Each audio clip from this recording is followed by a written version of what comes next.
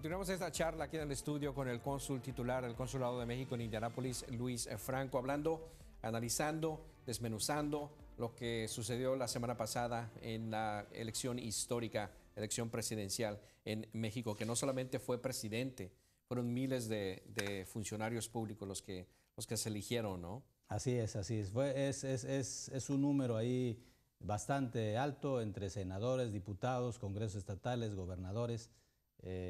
Una cifra que, bueno, pues para el tamaño del país que tenemos era de esperarse. Pero sí me gustaría, sobre todo, hablar de otra cosa que es importante y que ya hablamos en el programa en ocasiones anteriores, que es el voto de los mexicanos en el extranjero, desde el extranjero. ¿Qué pasó con este voto? ¿Cómo se reflejó?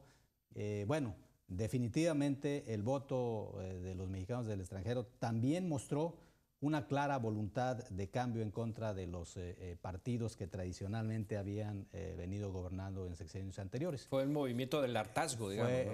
Por decirlo de alguna manera, estaban ya deseosos de ver un cambio. Esta alternancia parecía no haber dado los resultados, las expectativas que se habían generado, sí, sobre todo con en el año 2000, que fue realmente ahí el deseo de terminar con un régimen unipartidista que durante 70 años había tenido el país. Y en este caso, bueno, pues los votos, un 60 y casi, diríamos yo que casi un 63% de los votos, esto es 10% más que lo que fueron los votos a nivel nacional, fueron desde el extranjero a favor del proyecto de Morena y López Obrador. Oh. ¿Sí? Otra vez el 63%. Exactamente, fue un porcentaje vamos a ponerlo así, del 63%. Okay. Así es. En este caso, el PAN obtuvo el 26%, y el PRI solamente 4.68%. El candidato independiente, el que ya casi no lo mencionan en este momento, solamente obtuvo desde el extranjero 1.90, esto es 1.868 votos. El total de votos, bueno, pues definitivamente habla también de un interés parcial. ¿Por qué? Porque de los 190,000 mexicanos que se registraron desde el extranjero, la mitad, se puede decir, que recibió su boleta y su paquete electoral, pero al final decidió no enviarlo. Y esto es una pena. Sin embargo, la otra parte que sí se involucró en el proceso lo hizo, y lo hizo de una manera contundente. Y es una pena porque el esfuerzo que se hizo para la credencialización se refleja aquí, yo creo, en un punto positivo por el número histórico también de votos que se emitieron desde el extranjero, pero por otro lado fue un voto costoso. Leía el otro día que cada voto, más o menos para que tengan en perspectiva lo que le significó a los contribuyentes mexicanos en el extranjero, $265, el envío por paquetería, de ida, de regreso, y todo el proceso que implicó la búsqueda y la promoción del voto.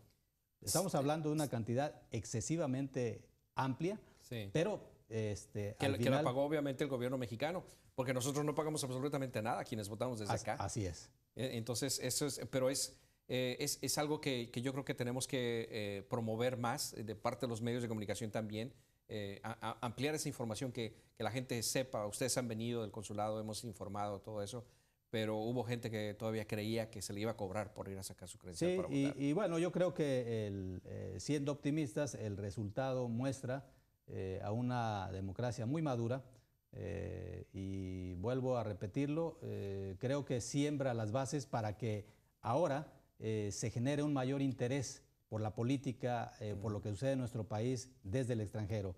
Sí. Estoy cierto que después de los resultados, muchos de los paisanos que decidieron al final no enviar su voto se arrepintieron, porque pudieron haber contribuido. Quizás hubiera reflejado un mayor número de votos a favor del candidato ganador para la presidencia, pero sin lugar a dudas, bueno, pues fue muy claro el deseo de quienes están en el extranjero también por buscar un cambio, a diferencia de los dos otros partidos que tradicionalmente habían venido gobernando el país. Tenemos un par de minutos.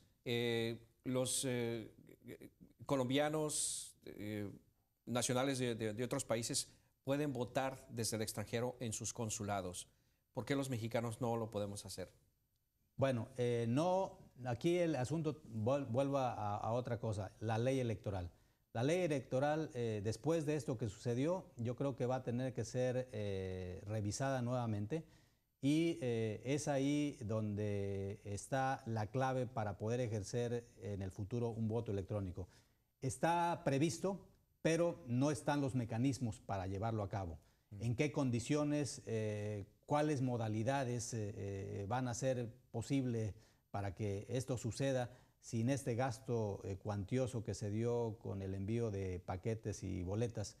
Entonces, serán los integrantes del nuevo Congreso los que se den a la tarea de revisar la legislación electoral para ponerla acorde con lo que se demostró en esta elección, que es la necesidad de transparencia, que se dio un proceso transparente con instituciones de las cuales se dudaba, y me congratulo en ver que el INE mostró la fortaleza.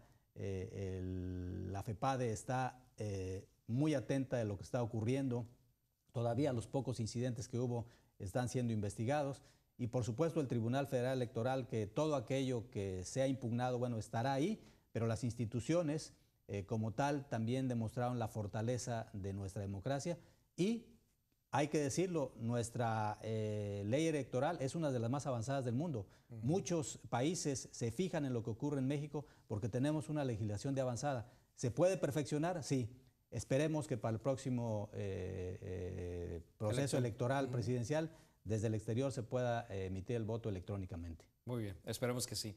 Señor cónsul, muchísimas gracias nuevamente por haber venido a hablar con nosotros sobre estos temas. Muchas gracias. El cónsul titular del Consulado de México en Indianápolis, Luis Franco, aquí con nosotros en el estudio. Nosotros hacemos una pausa y regresamos con más aquí en el programa En Contexto. No se vayan.